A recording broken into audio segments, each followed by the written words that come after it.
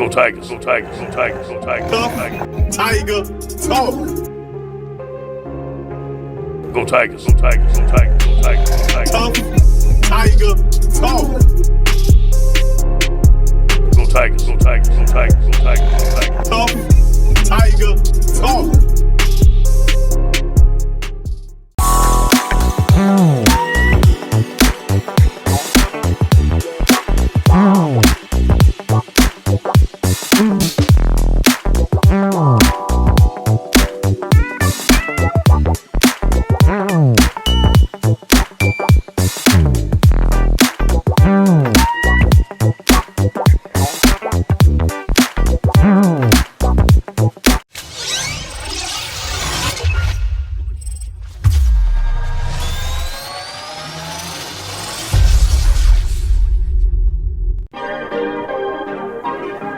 Yeah.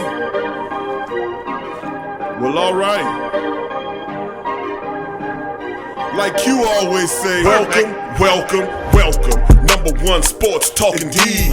We ain't like the Falcons, we won't blow the lead. Look, all we talk is who that, who got cut and who back. Rookies and the vets, players you should look at. It's the sports coma, you don't wanna miss it.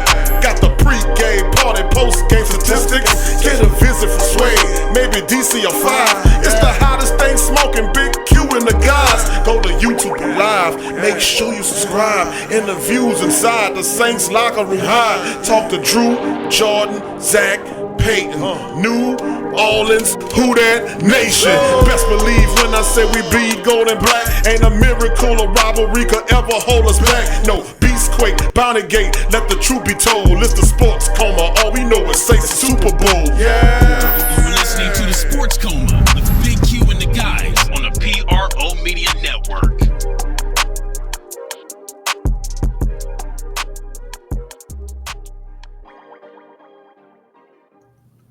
All right, there we go. How y'all doing today? Welcome to the Sports Coma. As usual, man, I appreciate all the beautiful Black and Gold family members for chiming in for this special edition of the Sports Coma. And we have our honorary family member from the Saints News Network, so at the Sports Illustrated camp, Kyle T. Mosley and the rest of the family. We have our honorary Great Saint Think Tank family member, Mr. Bob Rose, is in the building. What's going on, Bob? Not much, my friend. I thank you as always for having me on. It's been too long. I hope you and your family are doing well. Hope all of you listeners out there and your families are doing great also. Well, same here, my friend. I appreciate you taking some time away on your off day to come and talk to us, bro. So I appreciate you, and all those warm feelings are thoroughly reciprocated to you. We're gonna talk about today. We brought Bob on, man, because we know Bob's one of the it's one of the, and I tell a Great Saint Think Tank this all the time. They know look, Bob, I'm rough on the media, but I'm not gonna tell you no different. But they know, they say, listen, they know that, that the Sports Coma got love for the Saints News Network and Bob Rose, because Bob Rose tell it like it is. And that's why we got Bob on the show, because Bob, he gonna let you know what time it is. And we appreciate the hell out of it. He ain't like the rest of them guys who gonna ask the same question behind Sean Payton, ask Drew Brees about how his relationship is with the Chargers. This might be your last time playing the Chargers, Drew. How you feel about it? Well, such and such, such and such. The next reporter comes on and says, yeah, Drew, we know this is probably gonna be your last time playing the Chargers. What you think about that? Well, again, as I said, and I'm like, man, shut up. But we're gonna get to the bottom of some real Saints news today. But anyway, Bob, thank you once again for coming on. We're gonna talk about this Saints offense and defense. The team as overall at the bye right now, and I was like, man, listen, I got to get Bob on because I want to kind of check in with him and see what he's thinking on some stuff. So we're gonna start it off. We're gonna talk about the offense first, Bob. We're gonna start off, and I know general overview, buddy, about what you're looking at the offense. A lot of people, and I've been hearing a lot of stuff from the talking heads on the major networks, saying stuff about Drew. And I'm not the guy. I'm not going to say I'm feeling you with me on that. about the Drew situation, saying that they're saying that he's overhealed, that he can't do it. We need to pull him and put Jameis Winston in there. I'm not agreeing with that. I'm not, because Drew is not the problem. I look at the statistics. I look at his gameplay. And Drew Brees' numbers are pretty respectable for a 41-year-old quarterback. So let's start with that, Bob. What are your thought process on let's start with the Drew Brees question about people hammering Drew and wanting to change him out for God knows whoever, Jameis Winston, Taysom Hill, whomever. What are your thought process on Drew Brees at the bye? Well, first, I understand the $20 million question. Hey, is Drew done? Does Drew have anything left in the tank? And especially with the way number 9 started out this season, I totally get the questions, and I started to ask and wonder it myself. I won't lie. But you got to take a closer look at the Saints offense as a whole, and recognize how Drew Brees was struggling and why he was struggling.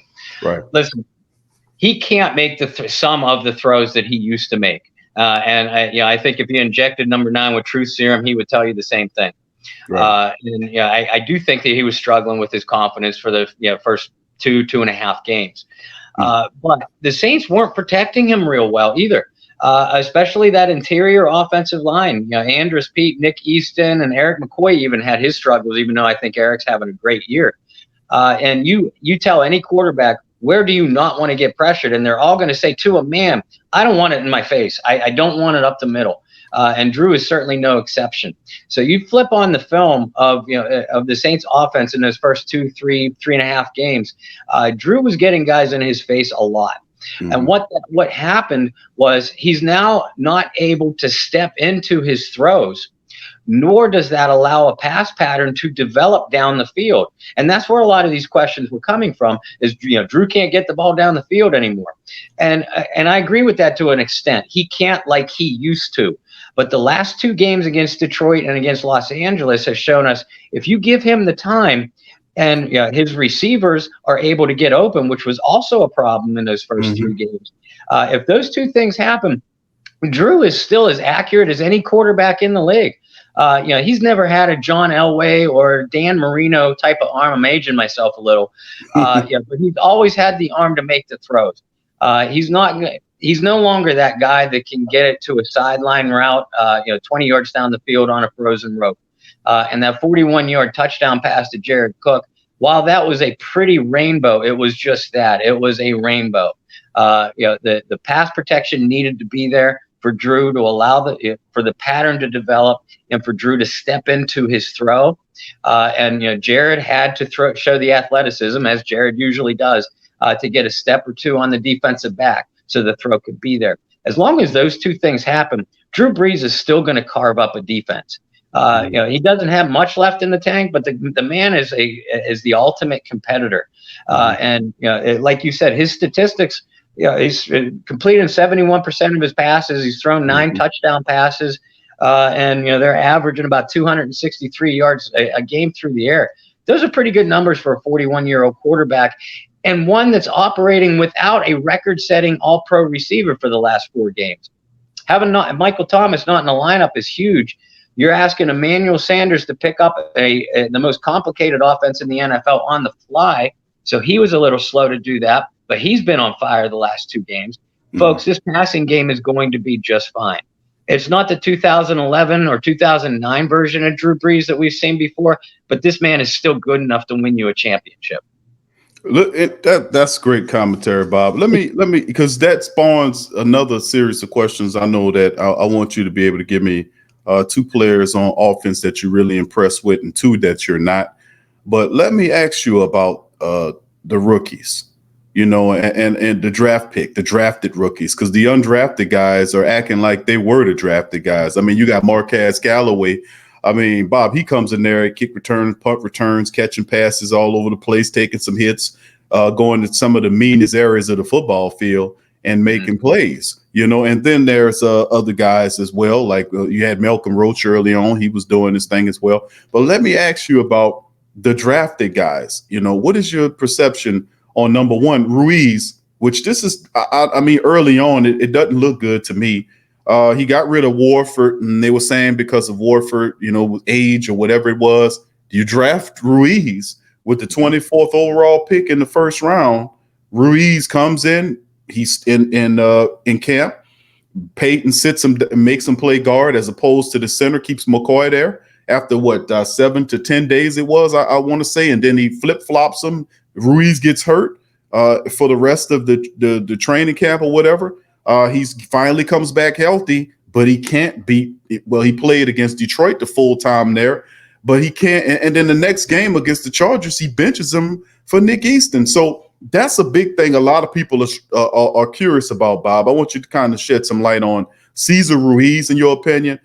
Zach Bond, he's buried. The Saints are stuck in that modified nickel where you're not going to see very much of the 4-3. Your thought process on Bond as well as Adam Troutman. I mean, there's an APB out to find where the hell is Adam Troutman. So I mean, Bob, and of course, they were looking at some, and we got this thing on the show. It was just something we do to have fun. When we don't have a known player, Bob, like what Kansas City did, they went out and got Le'Veon Bell to add to with Clyde Edwards-Helaire. Well, the Saints, they don't really go out and get named players. So, and if you go to Walmart and you buy the off-brand, that's called great value. So when we go and find players, we usually refer to unknown players as great value players. Well, we did it again. There was some tryouts for great value players. We don't know who these guys are, and they got guys out there that can help the pass rush. They got guys out there that have to dip the defensive secondary out. But we're gonna stick to the rookies. What is your thought process? Because it's most curious, Bob. Very head scratching. What you think about Ruiz, Troutman, and Bond? And that's a great question. And actually, you're sort of burying my lead because I have an article through the Saints News Network that's it's going to come out either late tomorrow or early Monday. Okay. But it's about it is focused on specifically 5 rookies. Now you already mentioned Roach and Callaway as the undrafted guys. It looks like that the Saints have uncovered a couple of real gems again. Through their undrafted class. But listen, this team and a lot of people that cover this team, we didn't expect a whole lot from the rookie class this year because of the depth at almost every position, with the only exception of Ruiz. And I'm like you, I expected him to come out and be the opening day starter, and Peyton said as much on draft night. That's right. He didn't do, coach and the coaching staff didn't do Cesar any favors by flip-flopping him and McCoy a couple of different times during training camp. Listen, I understand why they did it because both men are more than capable of playing at a high level at either guard or center. So you want to find the best fits. But this is an incoming rookie that you're asking to learn 2 new positions without the benefits of OTAs or preseason games. So in hindsight, I think what they should have done is just said, okay, Cesar, we're going to work you in at guard. You might be our future center. McCoy might be our future guard, but we're not going to find that out until this offseason. Right now, we're just trying to piece together the best offensive line that we can. And then, like you mentioned, the ankle, I'm pretty sure it was an ankle injury to Cesar, certainly set back his development. No. Well, that's where that depth kicked in for the Saints. You have a guy in Nick Easton. He's not an all-pro guy, but he's a serviceable veteran who could give you multiple positions. So you're comfortable opening up the season with Nick at right guard, Andrus over at left guard, and then, of course, Eric McCoy in at center. Right. Then Andrus gets dinged up like he normally will. And Cesar, I thought, came in and played well. What they did when Andrus got hurt was shift Nick Easton over to left guard, where he started last year for 5 or 6 games, and plugged Ruiz in at right guard, where he was working in training camp. Ruiz had a little bit of struggles in run blocking in that first game. I believe it was against the Packers, but really picked it up in the second game against Detroit. And the man has such nifty feet for a big man that the pass protection will come. You're facing the big boys of the NFL on the inside now. Guys like we see on our own team with Sheldon Rankins, David Onyemata. So that's iron sharpening iron in practice. Ruiz is going to be just fine. As a matter of fact, I would not be at all surprised if the Saints came out of the bye week with Ruiz in the starting lineup over Easton. Because the guy, all those guys, because Andrus is healthy again, knock on wood for now. So if you bring Easton in off of the bench, you already know that you have a guy that you can plug and play at either right guard, left guard, or even center if you asked him to. Right. So therefore, you can plug your guard of the future in, in Ruiz at right guard, and he's had now, up to the point that they play the Panthers on October 25th. Ruiz would have had 2 solid weeks in at that position. So that's why I wouldn't be saying we don't know anything yet, and Sean never tells us media people anything. But that's just kind of what I expect. And if Cesar Ruiz isn't going to be in the starting lineup coming out of the bye, I would expect it sooner rather than later. Like you said, you invested a high draft pick in the guy, Right. so there's money and expectations that come along with that. Nick is playing well. Nick Easton is, don't get me wrong, and that interior offensive line after some early struggles is really starting to come along. I actually thought that they played extremely well against the Chargers. It was the tackles that had problems in pass protection. Yeah. But I think that this offensive line is going to be just fine. And Cesar Ruiz is way too early to label him as a bust. He's just a little bit behind the curve. Now moving into, I'll skip over Zach Bond in a minute, and I'll come back to him. Okay. Adam Troutman. Adam's given me about what I expected from him so far, because you're asking him to sit behind Jared Cook and all those other weapons that Breeze has. Kamara coming out of the backfield, Michael Thomas, Emmanuel Sanders, Traquan Smith, now Marquez Callaway. So Troutman was going to be a little bit slow to pick up the offense from the start. I will tell you that the entire Saints offensive coaching staff is in love with Troutman's blocking ability, which was actually a pleasant surprise. I mean, he had good size and was labeled as a serviceable blocker coming out of college, but New Orleans drafted him for his receiving ability. And at 6'5", 240, 250 pounds, he gives you the same kind of, with wonderful athleticism, he gives you the same kind of mismatch against opposing defenses that Jared Cook does. Right. And Adam Troutman, I didn't realize this until I started doing research on the piece. I didn't realize how many snaps Adam Troutman had actually logged on the offensive side, in the Green Bay and Detroit games. And he's only caught 3 passes, only been targeted 3 times. So that certainly is reflective to me of a young player that has to learn the Saints offense, at least the pass routes that he's expected to run.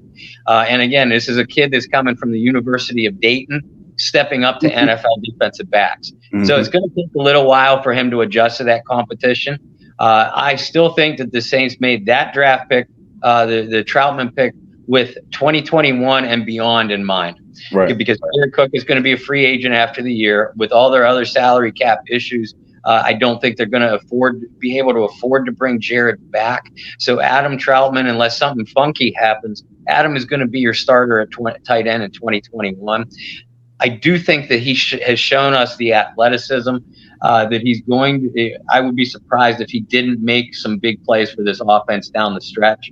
But Jared Cook, barring injury, Jared Cook and Josh Hill are still going to get the lion's share of your snaps at the tight end position. Okay. If that helps with the APB, any. Yeah, we found him now. We know where he at now. Zach Bond received very little defensive snaps until the Charger game, when he also got his first snap.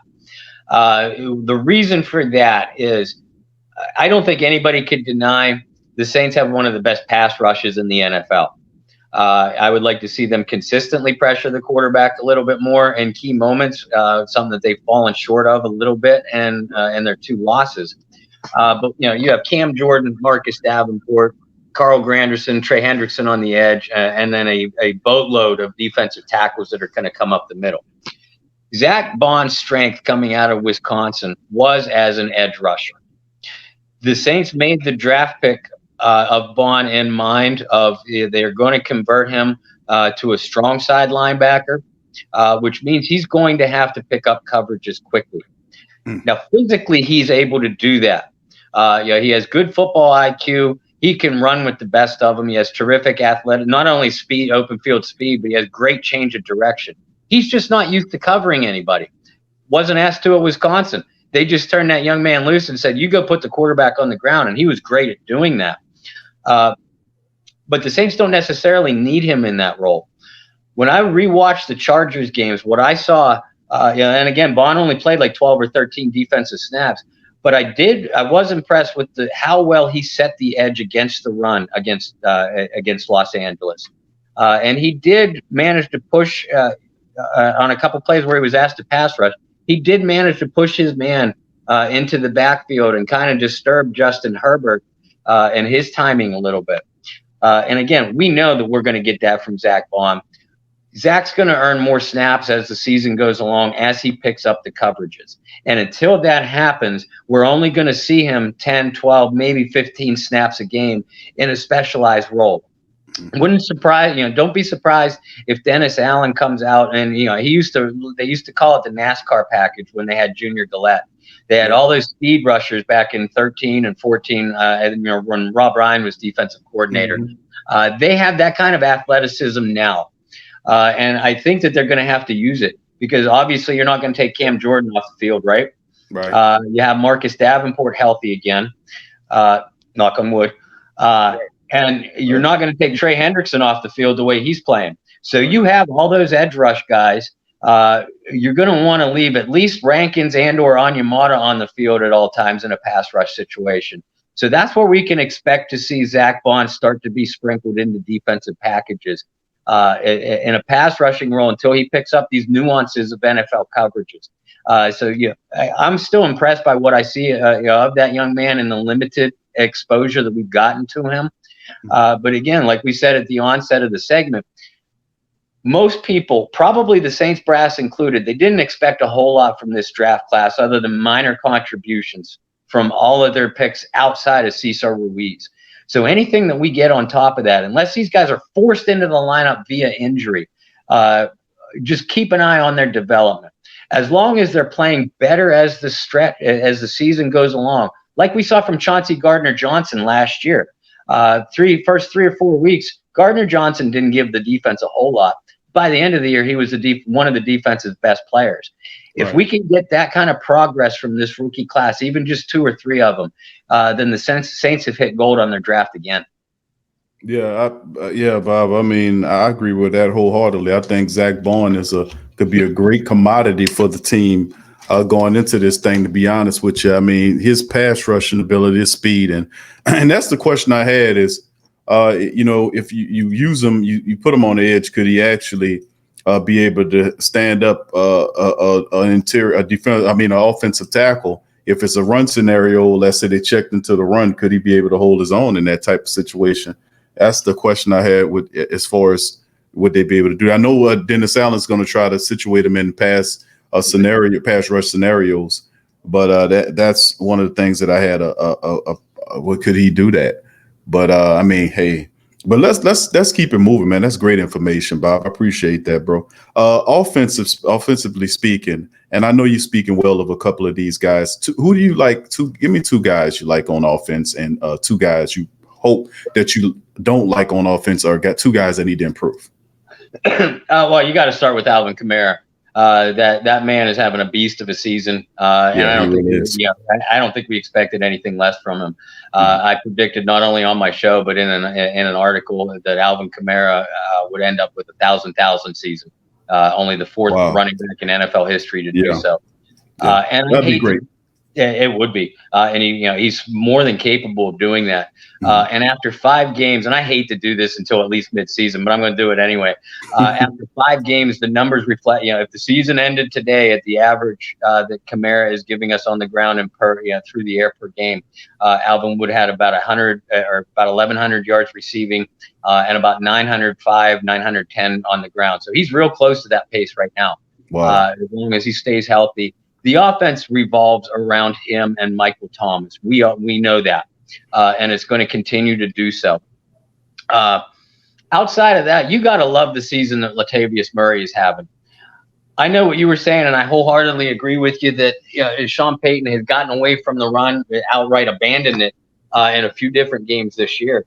But Latavius is right on Alvin's heels as the team's leading rusher. Kamara has 281 on the ground. Murray has 218, and that's 218 on limited carries. Yes. The man is having a monster of a season.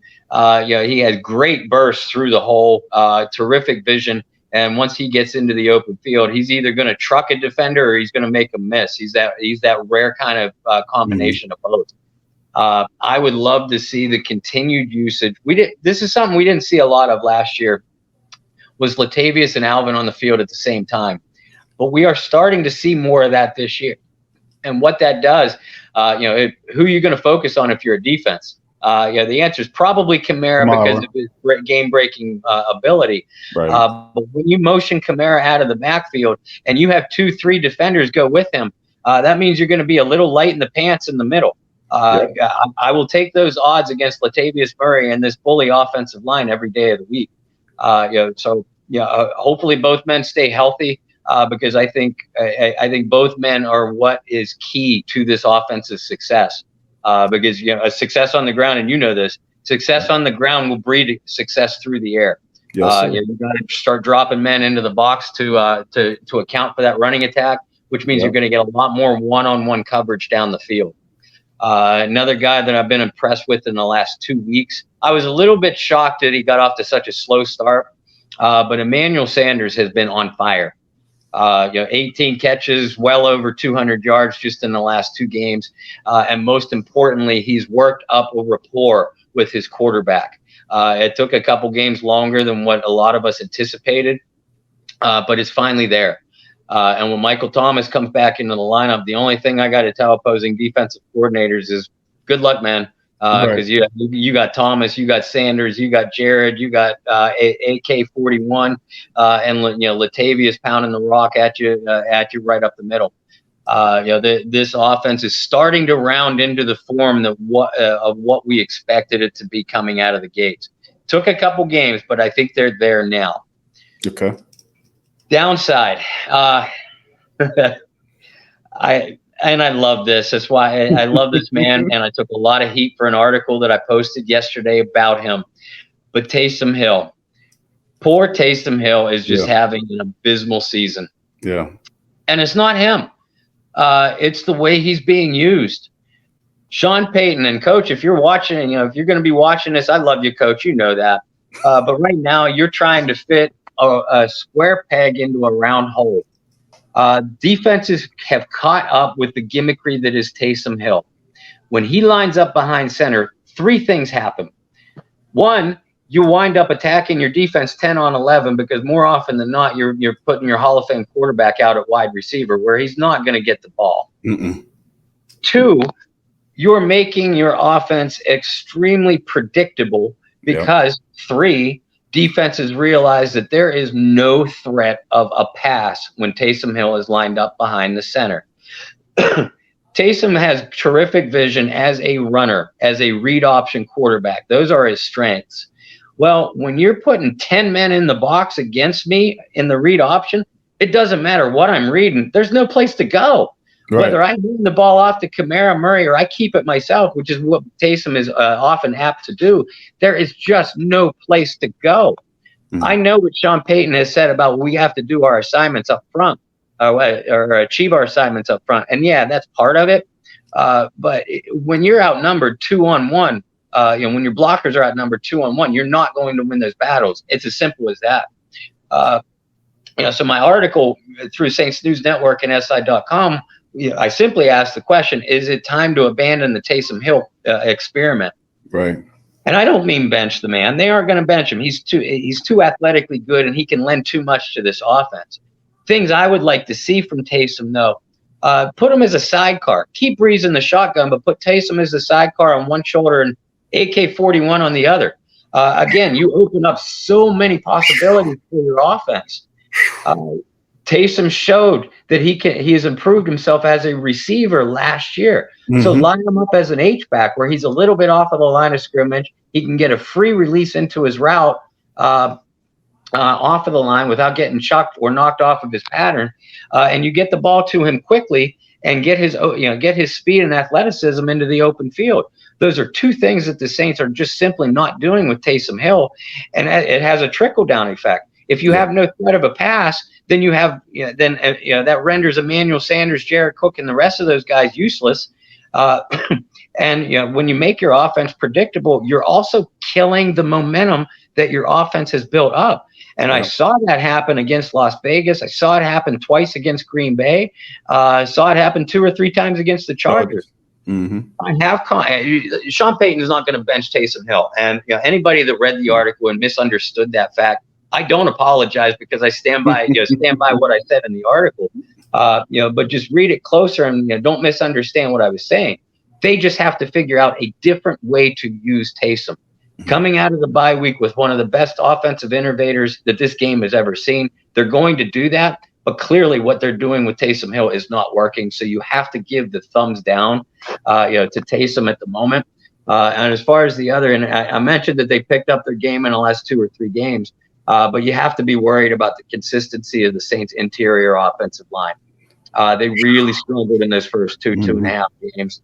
I like the way they played against the Chargers. As long as they can keep that roll going, this offense is going to be just fine. Yeah, but I mean, I have to concur with you. I mean, they did get James Hurst back. So I mean, he got to help. He got to help in some kind of capacity. Even if you had Hurst there, the veteran, and then you got Nick Easton there. We got a rookie in Ruiz, and then of course Andrews is still ailing. And I think Andrews came back a little too early. I thought he should have sat down a little bit, Bob, and should have stayed where he was. A few weeks would have helped with that. He got a high ankle sprain. I know it wasn't a really bad high ankle sprain, but he's still playing with a club with that broken thumb as well. So I mean, I thought it'd just do best for him to just sit him down and let him heal a little bit. Yeah, I agree with that. And we've seen Andrews, when Andrews has struggled in the past, is because he struggles with his footwork or his conditioning. He came into training camp in the best shape of his life, according to a lot of things that we were hearing. But that high ankle sprain, I mean, you're going up against, and I know they don't play him, but the people like Aaron Donald, Vita Vea, and Dominican Sue, guys that can really, they're more than just guys who can truck you into the backfield. Right. They're guys who are going to make you look silly because they'll put a move or two on you. Andrews has got to get healthy, and I'm with you. I wish they would have sat him out a couple more weeks, which was kind of baffling and surprising to me, because you did have Ruiz coming off the bench, even though you were throwing a rookie into the fire. You had a veteran that you clearly feel confident in Nick Easton, and even though James Hurst wasn't back yet, you had at the time Will Clapp, who at least has experience in your offensive system. So you do hope that the bye week is going to be beneficial to giving Andrews a little bit of recovery, because I think, and I have criticized Andrews, Pete. I've given him my fair share of criticism, but I have always thought that he is rather underrated in Saints fans circles. Oh yeah, he's probably a little bit more criticism than he deserved. Because the man has made 2 Pro Bowls. The Saints were not fools in re-signing him to that 5-year contract. So they obviously have Andrews as an important part of their plans. Just hopefully that young man can come back healthy. Amen to that, Bob. Amen to that, to get him back healthy, man. Playing at a high level, and we definitely need our interior offensive lineman to turn it up, but we also need our head coach to kind of give him a little help with the running game. Well, them big suckers like to block, Bob. You know that. That's the easiest thing for the big hogs up front is to let them run block, man. Give them the ball and let them maul a few guys, and we have to do that. I don't know if it'll happen, but I mean, you know my stance. I won't get too hard on them, but. Let's transition to the defense, buddy. We were saying, of course, the defense. You made mention of Cam Jordan doing his thing. Cam, he's late to the party. Did get a sack. He got close a bunch of times. Trey Hendrickson has really stepped up, and I've seen, a lot of the footage. I've seen Trey balling, but a lot of single blocking there, Bob. That's something that he was supposed to. When you're a starting defensive end, even if you're coming off reserve, if you 1-on-1, you're supposed to be able to beat that guy for the sack. So big ups to Trey Hendrickson, despite the growing issues that he's facing. He's still leading the team in sacks, and then our defensive interior guys are stepping up as well. I don't know what's going on with Marcus Hunt, but let's talk about the defense, my friend. What is your overall thought process on the Saints defense? And then, of course, I'm going to ask you about your favorite 2 guys and least 2 favorite guys. and let's start with Trey Hendrickson up front. You're right. The man is having a whale of a season, mainly because he's doing his job. He's beating one-on-one blocking, and he's getting that one-on-one blocking because, listen, you have to double team Cam Jordan. You have to double team Sheldon Rankins, and David Onyemata is having a quietly a Pro Bowl caliber season too. So you have to double team him. Not to mention you got a monster like Demario Davis, blaring in on your quarterback on the blitz. You have to account for that too. Right. Hendrickson is doing exactly what he is supposed to do in beating one-on-one blocking, and he's doing a great job of it. Now you have Marcus Davenport back in the lineup. Hopefully he stays there. But Davenport had a terrific outing, I thought, against the Chargers. He was in Herbert's face 2-3 times. Didn't get any sacks, but got a couple quarterback knockdowns and key pressures. So that defensive line. Well, let's put it this way: when you have to deactivate a guy like Shy Tuttle or Malcolm Roach for a football game and basically give them a healthy scratch, that tells you how deep and talented your defensive line is. So as long as those guys can stay healthy, and I was concerned about the slow start that Cam Jordan got off to, especially when a third-string tackle for the Raiders outright dominated him. Yeah, that raised an eyebrow. But I also think that raised my eyebrow. But I think that lit a fire under Cam's butt because he's been playing Cam Jordan since then. Right. Anzalone and Demario Davis. What are you going to say about them? We know what Anzalone can do when he is healthy. Demario Davis is one of the most underrated defensive players at any position in the NFL. Yeah, and he's your defensive leader, and he's having another All-Pro campaign. So listen, that front seven is going to be a handful for any offense to contend with. And as long as they continue to play at their potential, and I don't see any reason why they won't, the team is going to do well. It's going to allow them to control the run. They've given up some running plays this year that we haven't seen the Saints do, their run defense do in the last 2 or 3 years. So that's something to keep note of down the stretch. Just make sure that those guys handle their assignments up front and, not only beat their blockers one-on-one or one-on-two when they're double teamed, but also gap control. And that's where they've given up some of these big runs. That's just an oversight. Those guys are all vets, the people in that front seven. Don't be concerned about the defensive linemen, Saints fans. Don't be concerned about the linebacking corps. Be worried and be very worried about the secondary. Yeah. New Orleans ranks 14th against the pass right now, which on paper isn't bad. Until you, it looks like worse than that, Bob, don't it? Don't it seem like we look a lot worse than 14? I think we got maybe a bunch of other secondaries that really stink, that are really stinking it up this year, because we look a lot worse than 14. Let me tell you. Well, and that's part of it. So many other defensive secondaries are playing poorly as well. But the Saints have also allowed opposing quarterbacks to complete 64% of their passes. Wow. That's not going to do it. That's not going to do it. And only one team has given up more than the 15 touchdown passes thrown against New Orleans. That's awful. Yeah, that is terrible. Because of breakdown, penalties, dumb penalties, blown assignments, lackadaisical play, and just being out of position. And all in the secondary, by the way. Opposing tight ends have eaten this group alive. You are seeing broken plays in the passing game that we haven't seen since 2014, 2015. And to me, that's again, we're burying the lead because this is going to be in an article I'm coming out with tomorrow.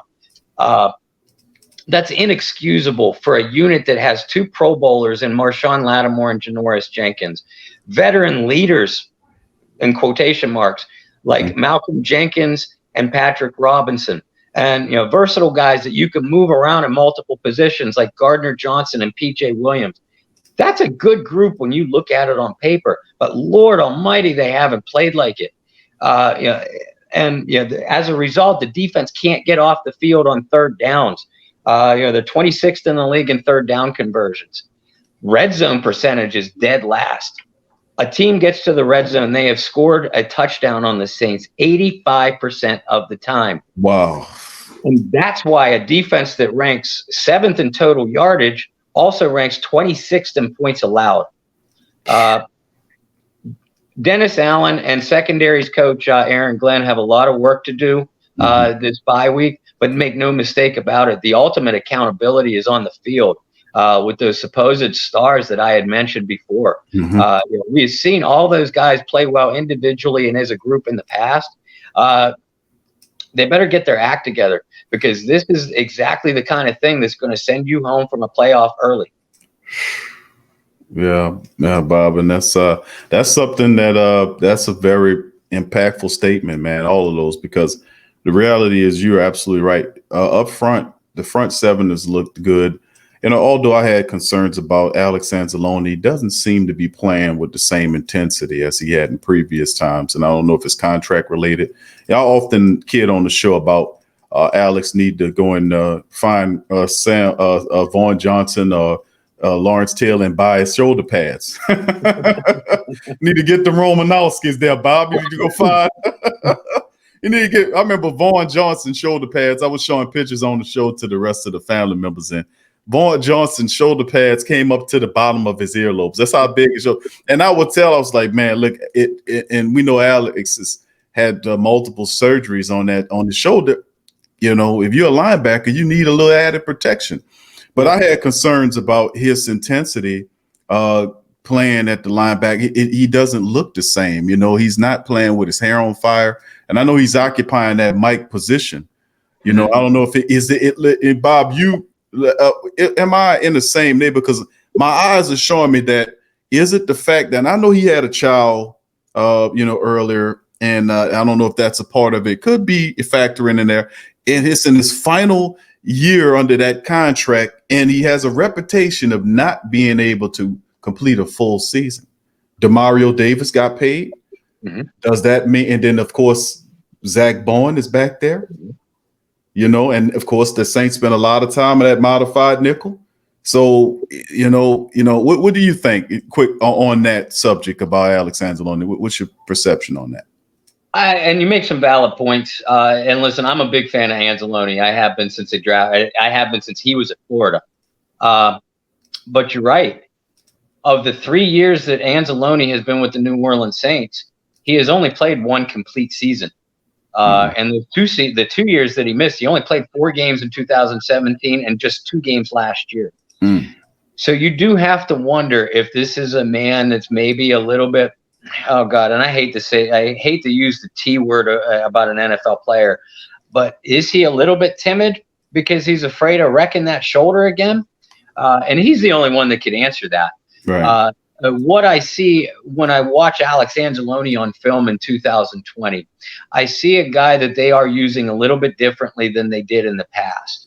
Like you said, in 2018, when he was playing with his hair on fire, he was the guy that they would say, go get the quarterback, go bolt, jet into the backfield and make a play behind the line of scrimmage. And those are the kind of plays that we aren't seeing from Alex so far.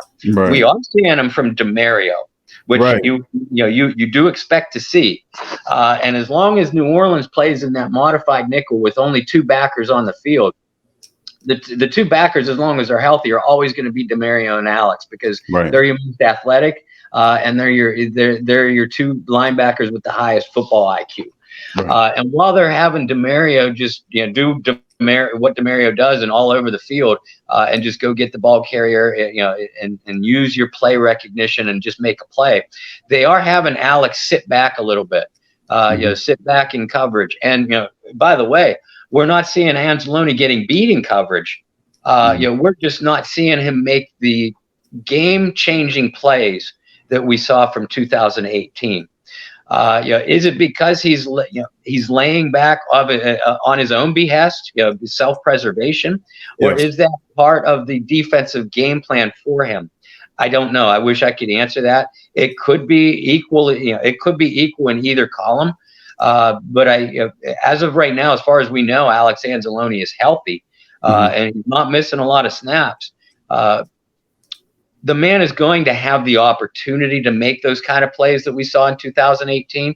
It's bound to happen, because eventually somebody's going to figure out a way to block Demario, and it's going to come down to Alex Anzalone to make the play from that Mike linebacker position.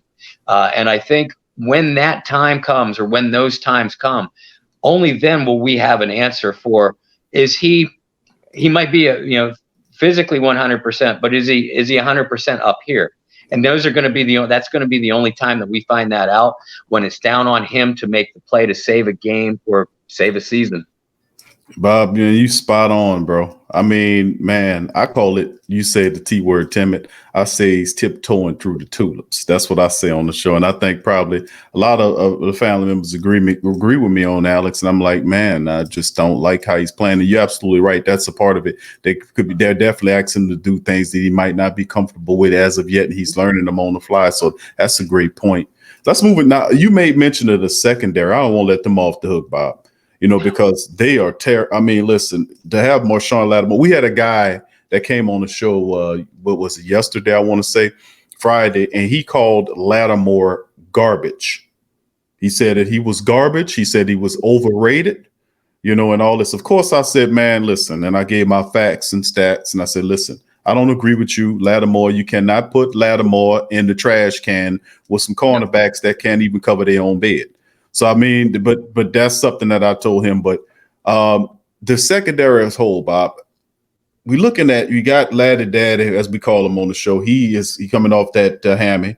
He had the hamstring issue. Janoris Jenkins' shoulder situation is really surprising me, because I didn't realize it was that bad, Bob, for him to be out as many games as he did. CD Deuce, his, is still where he is. And then, of course, Jenkins, struggles, miscommunications, all kind of stuff going on back there. And of course, a lot of the family members are pointing right at Marcus Williams and saying Marcus Williams looks lost. He needs GPS. He needs Siri to help him back there. So, I mean, let me give your professional opinion on the Saints secondary, my friend. What the hell you think's going wrong with it, Bob? What's wrong with the secondary? God almighty, everything. Everything is wrong with the secondary. Yeah. First, let's start with Lattimore. And I'm a big fan when he comes to play.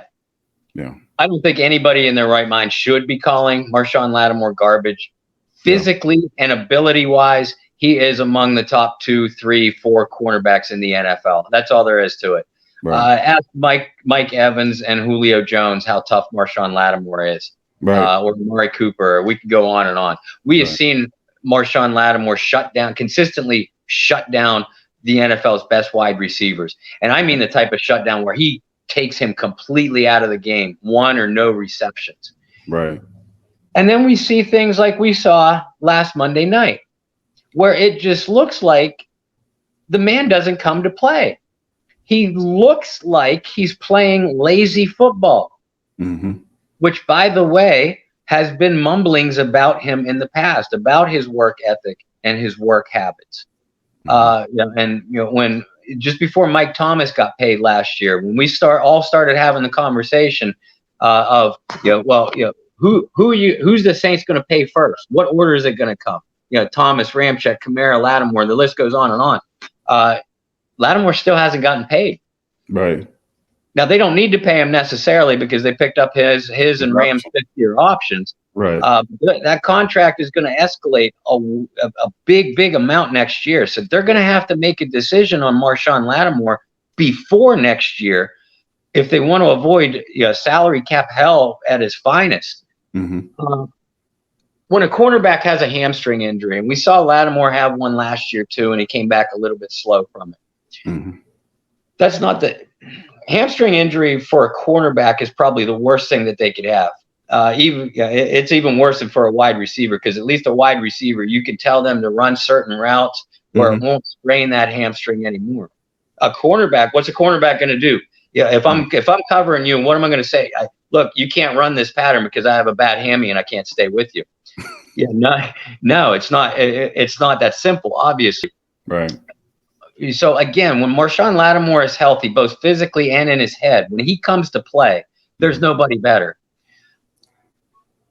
But you got to start with Dennis Allen and Aaron Glenn. They've got to design coverage packages. First and foremost, they've got to design coverage packages to take better advantage of the abilities that they have back there. Marshawn Lattimore and Janoris Jenkins, when they are healthy, you want them in the face of the opposing receiver. Right. Malcolm Jenkins, who, by the way, is my biggest disappointment on the entire New Orleans Saints team right now. Wow. Malcolm Jenkins is a guy, and he was never great in coverage, but now he's just simply not good in coverage. Mm-hmm. And watch opposing quarterbacks every single game this year, especially the last 4. When Jenkins is in a coverage situation, you watch the quarterback's head at the snap. That's immediately where his glance first goes. Jenkins is still one heck of a defender in the box. He is good against the run. He can bring the lumber as a hitter, and he is a really effective blitzer. Mm. But you don't want that man in coverage. And yeah, that's where Dennis Allen and Aaron Glenn keep making the same sort of mistakes over and over and over again.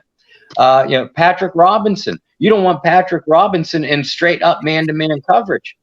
You want them an off-the-ball. Same with PJ Williams. You want those guys in off-the-ball coverage where they can see what's happening in front of them because they have the ability to diagnose and go make a play. That's where we've seen them effective. Yet how many times do you see a team lining up in a multi-receiver formation, even when Jenkins and Lattimore were healthy, and you would see Patrick Robinson and or PJ Williams and or Malcolm Jenkins right up in their face on the line of scrimmage? That's why those quarterbacks are going to go that direction every time. And they're going to, and more often than not, they're going to do it deep. And if the Saints pass rush can't get to the quarterback in time, yeah, exactly. You just, it's a disaster waiting to happen. And then you have poor Marcus Williams, back on the back end. And listen, Marcus has taken a lion's share of the criticism, and much of it deserved. But Dennis Allen likes to play a single high safety formation. And that single high safety is going to be Marcus Williams. Oh. Well, when you have 2 to 3 guys getting beat in front of you, if I'm Marcus Williams, who am I going to cover? Now that's where I come to Marcus's defense. Where I'm going to criticize Marcus is you're now 4 years in the NFL. Mm-hmm. And you mean to tell me you're going to continue to take these poor angles when you are in a one-on-one situation or a tackling situation? We're seeing Marcus Williams make the same mistakes over and over and over and over again. Yes. And again, 4 years in the NFL, there's no excuse for that anymore.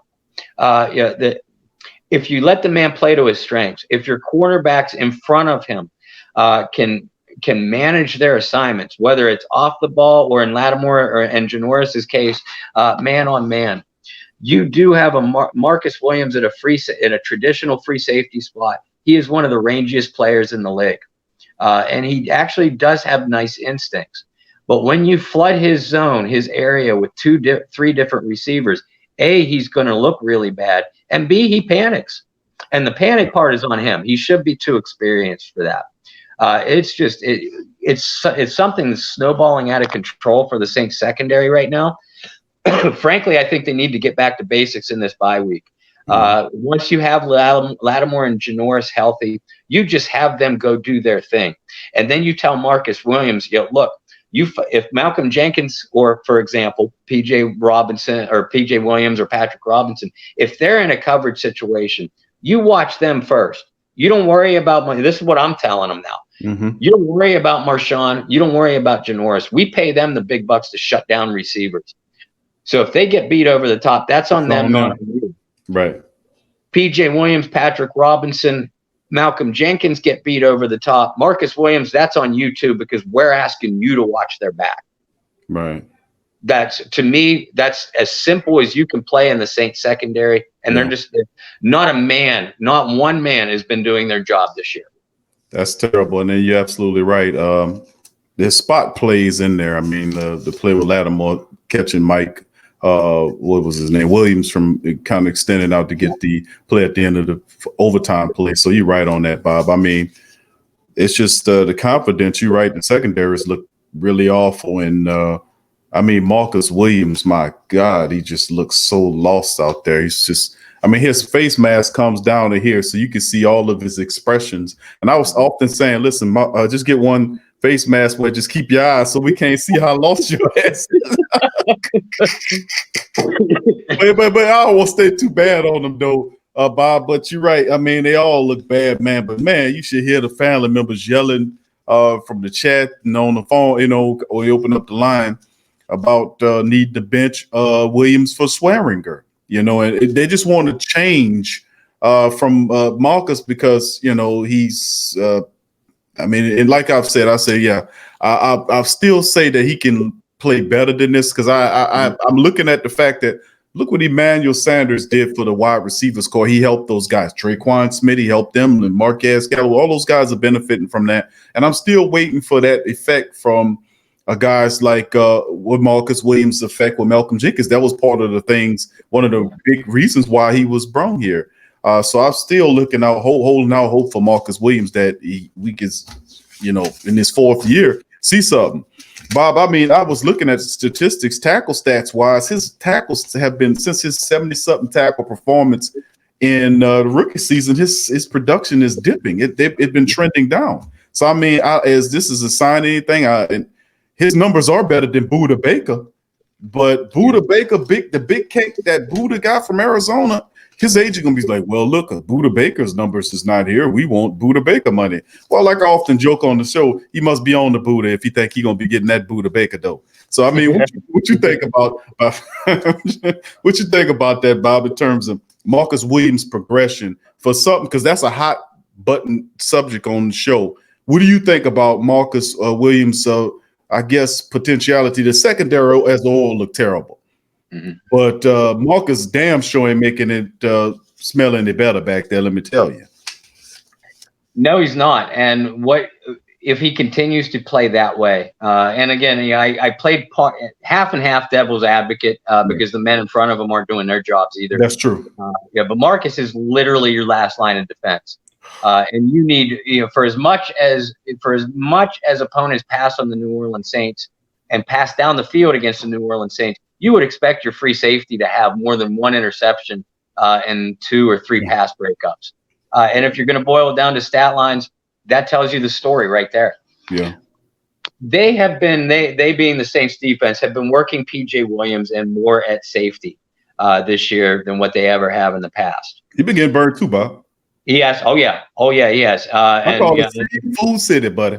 Shaq called it barbecue chicken. I say, listen. This seafood city and it's a hell of a buffet for the opposing defense, opposing teams. I tell you what, I'm sorry, buddy. Go ahead. No, that's okay. And I know you've been following my work and my opinions for a long time now, so you know that I am no fan of PJ Williams or Patrick Robinson. Well, yeah.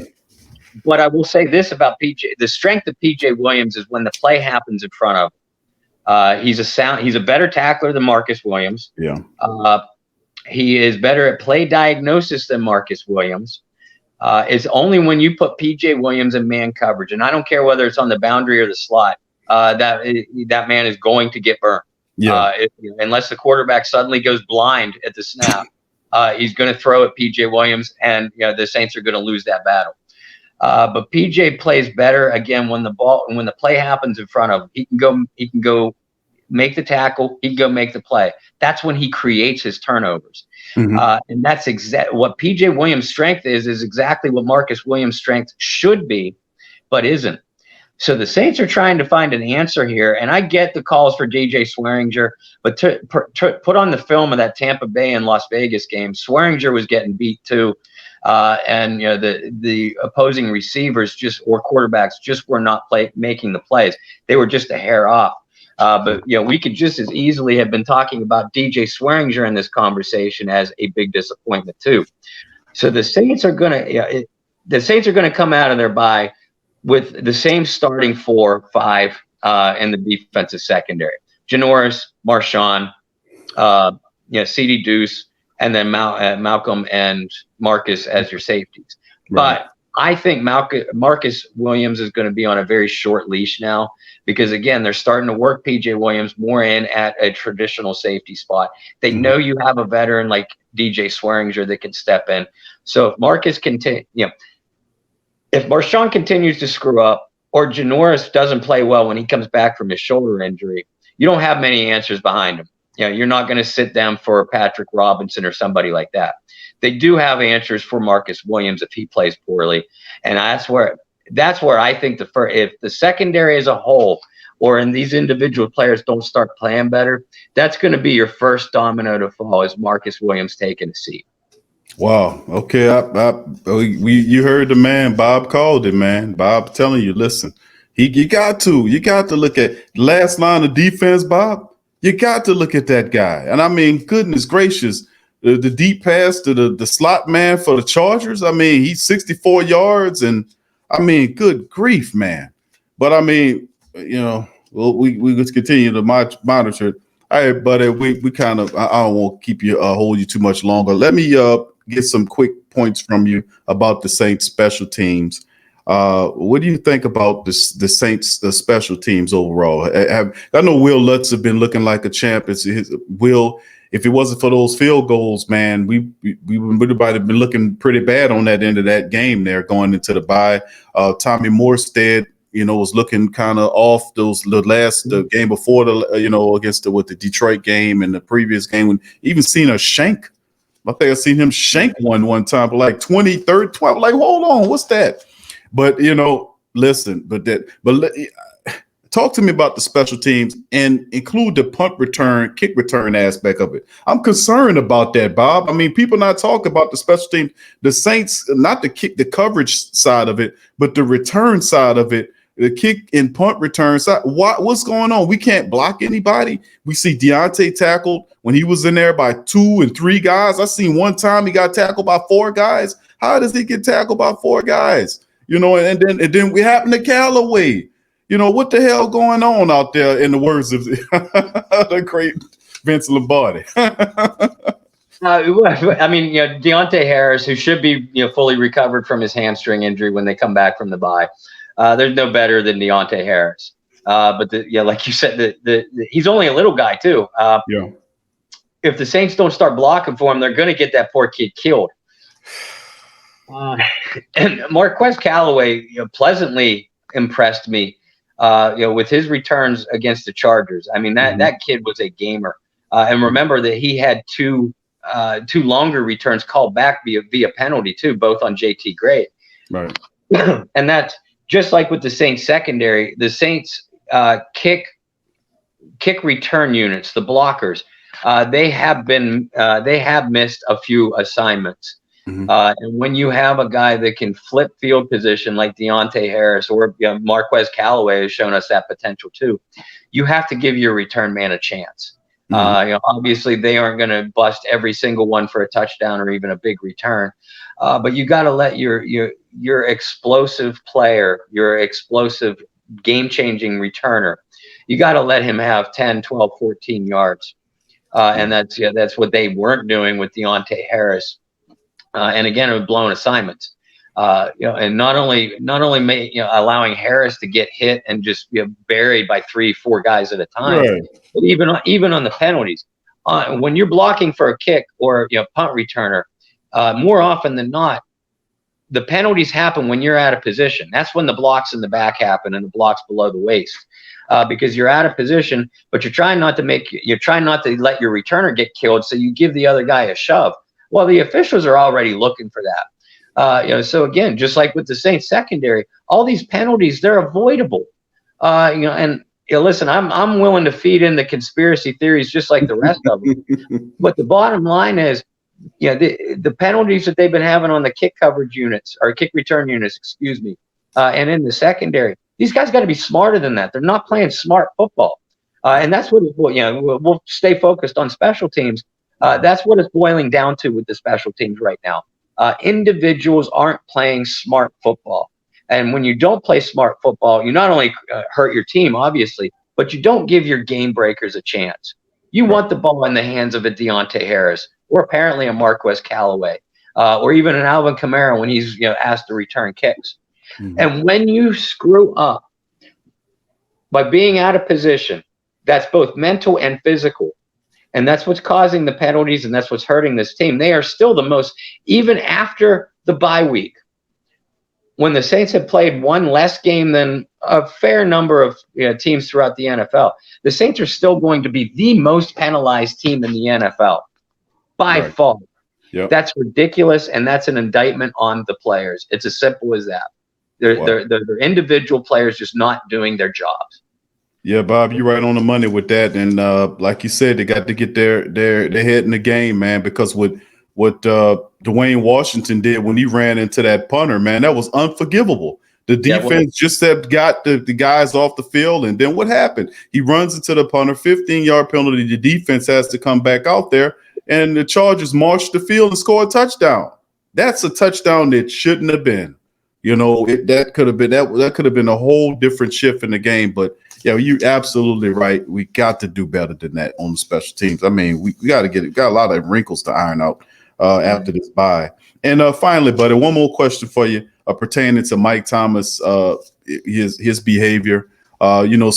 Speak to that, buddy, and Sean Payton. What are you anticipating going ahead into the season? What do you think they'll iron these wrinkles out, or how do you think it plays as well as that? Well, Michael Thomas is going to be back in the lineup when the team takes the field against Carolina on October 25th. Supposedly, and I didn't feel that Michael Thomas was going to play against the Chargers anyway. I had felt like that they were going to let him rest that ankle sprain one more week. Right. But all sources, including other media sources, tell us that the Saints were indeed planning on playing Michael Thomas before the incident at Friday's practice, a little week ago, Friday's practice. Right. That incident was this. Not apparently, but Michael Thomas and Chauncey Gardner-Johnson, who have had issues with each other on the practice field in the past, they got into a fracas, to a rumble. And both men are ultra competitive and big time trash talkers, both of them. So it was just like pouring gasoline onto a fire, essentially. Mm-hmm. And basically what happened after that, I guess Thomas took it to another level, an uncontrollable level. He was unable to be consoled or calmed down by teammates and coaches. Sean Payton stepped in really quick and essentially made an example of Mike Thomas, talking to the player, numerous talks with the player, not only Sean, but the other hierarchy of that team's leaderships, Demario Davis, Cam Jordan, Drew Brees, etc. They are desperate to get Michael Thomas on the same page. I think that this is slightly overblown. I think that Payton senses, just like we were talking about before, a lot of these things tie hand in hand together. You have a team that's playing undisciplined football on the field, a veteran team playing undisciplined. Now you have an opportunity to discipline your star player. I mean, this is your dude. This is your offense. This is the face of your franchise, and you have an opportunity to set an example to the younger players, to really the entire team. And while still doing so, sit down with Mike, who is a volatile player. We know that, a volatile person. For the people that are so quick to compare him, and I realize the situations are similar, but let's not compare him to Antonio Brown or Odell Beckham or Jalen Ramsey or Terrell Owens or even Mike's own uncle, Keyshawn Johnson. Mm-hmm. Those are situations that got out of hand with those players' respective teams, in some cases more than one team. I definitely would not be concerned with that with Michael Thomas. I expect Mike to come back out and be Mike Thomas, and hopefully a more mature version. Yeah. We know anybody that follows him on Twitter knows that he likes to shoot off his mouth. He likes to tell you how good he is and how bad you are. And that's the way he has been all the way back to Ohio State. That's just who he is. Mm-hmm. Sean Payton needed to step in this case, because you have to draw the line when it comes to disrespecting your own teammates, your own coaches, and therefore your own team. So as long as and this basically was sending a message to Michael Thomas as well. We love you, and you are a part of the family. We're just basically giving you a timeout. We don't expect that this will ever happen again, and there's no reason for us to expect that it will happen again. Mm-hmm. Because, again, Michael Thomas has been with the team for 4 years, nothing even close to a discipline problem. Right. Just a competitive, fiery guy going against another competitive, fiery guy. You don't attack your teammates. You don't attack your family.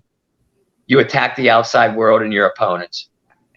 And I Amen. think that this could be a very, very positive thing for not only Mike Thomas, but the entire New Orleans Saints team coming back out. Because again, Sean has always liked to create that culture. It's us against the world. Now he can say to Michael Thomas and the rest of his teammates, look, they fit, the rest of the world thinks you're a problem. They think you're an Antonio Brown. Drew Brees, they think you're washed up. Mike, they think that you're going to be a locker room cancer. Guys, it's time for us to prove the rest of the world wrong. That's the way I see this thing playing out. And that's smart. That's a very smart, comment, because that's something that Sean Payton, crafty as he is, he would utilize to his benefit, because that's brilliant stratagem. If you ask me, I think that'll be a great thing to do to kind of bring this team together, because they have a lot of incidents that occurred, in the off season. My goodness, but the team is still together. And like I said, I think a lot of these wrinkles will get ironed out, because this is a team led by really good veterans. And hopefully we can be able to, if certain guys that can't perform the jobs, maybe we need to trade. I don't know. I'm not really big on it, thinking that they're going to trade anybody. I just don't think so. I mean, that's just not the mentality. They think they have everybody they need to win. Let's just hope everybody just do what they're supposed to do and go from there. Yep. But Bob, man, listen, once again, buddy, I appreciate you for joining the Great Saint Think Tank, dropping a lot of great knowledge as always, man. We appreciate you, man. And man, once again, bro, we're gonna keep pushing Bob Rose and the Saints the Saints News Network. So, man, thank you once again for dropping some ultimate knowledge upon the Great Saint Think Tank family. Oh man, I'll tell you what, it is more than my pleasure. I love you. You are family. Your show is just tremendous. I love being on with you. But love the product that you put out to all the Saints fans and Who Dat Nation. And it's us that should be thanking you, because you make our stinking media job look a little bit prettier. And I know you got our back. Oh, Bob, man, it's just, man, I just feel, man, we just downhearted Saint family, and we just want to see our team do the right thing. We don't want them representing us in the wrong way, my friend. But I appreciate all the great work you're doing, man. And of course, we're going to keep promoting the Saints News Network and your post. And when is your next piece? You said the next piece is coming out Sunday, Bob? I actually got notification about a half an hour ago that my friend and editor and co-host on the Bayou Blitz podcast, Kyle Mosley, put out, just published my piece on 4 things to look for from the Saints when they come out of their bye. And a lot of the topics that we touched on tonight, a couple I expounded on a little bit more in the article, but similar topics that we've talked about tonight.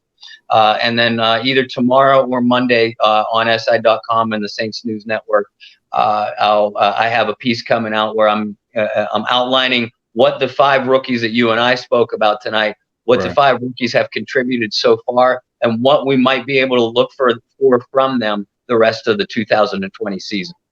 Oh man, we got it. I'm gonna cover that on the show, buddy. But I once again, my friend, I appreciate it. And everybody, if you don't know, and most of the Great Saint Think Tank family members that watch this show know about Bob Rose.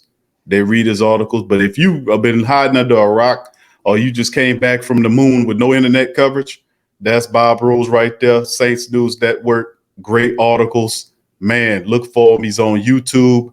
Give him a couple of other social media references there, Bob, to be able to catch up with you, buddy. Oh, goodness, great. Well, first and foremost, I'm too dumb for Instagram. I can't figure that stuff out. I'm not very good with that either, bro. So we're in the same league there. So I keep my trouble to Facebook and Twitter. And you can find me on Facebook, just simply BOBROSE, Bob Rose. And we have our Bayou Blitz Facebook page on Facebook as well. And Twitter, you can follow me, obviously, through the Saints News Network at Saints News, or individually at Bobby R2613.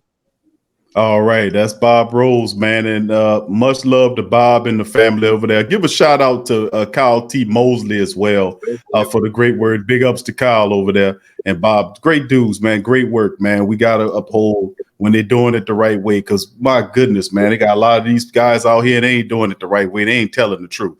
At least we got a guy right here. When we got a guy that's telling the truth, we got to lift them up on our shoulders, and we got to promote their pieces when they put them out there, man. We got to lift them up over the rest of them. That's for certain. But thank you again, once again, Bob, man. Much love to you, bro.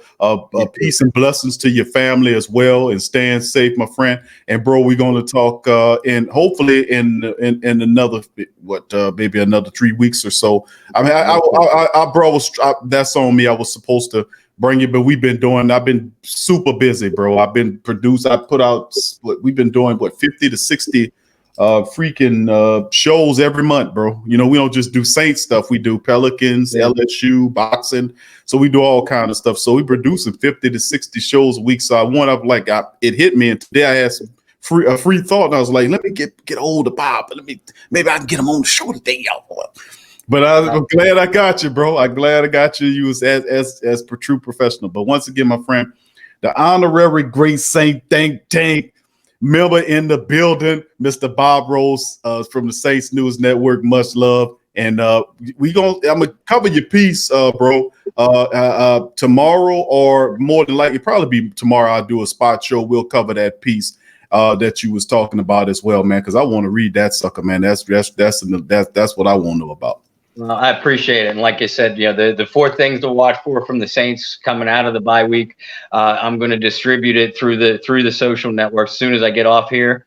And then the rookie piece, I'm thinking it'll probably be out tomorrow afternoon. But we got to talk to Mr. Mosley about that, because he's the one that makes me sound smart in the written piece. And you guys somehow managed to pretty me up when I'm on air with you. So love to all of you for it. Nah, Bob, you doing it, buddy. You got all the facts and stacks, and you conveying it right on the money, bro. You don't pull no punches. That's why we love you. But much love to Bob. We're gonna see him down the line, man. Peace and blessings to y'all as well. And we'll see you later. Thank you, Bob. Appreciate you, bro. My pleasure. Take care. Right. Who that, my friend? Who that? And that's Bob, man. Appreciate Bob from chiming in. Great dude, as always, as well on the show. So, family, now we're going to get an opportunity. We're about to go into our commercial break. So please enjoy the commercials. And remember, the links in the description section below for those commercials. And who that tell you, baby? Who that tell you?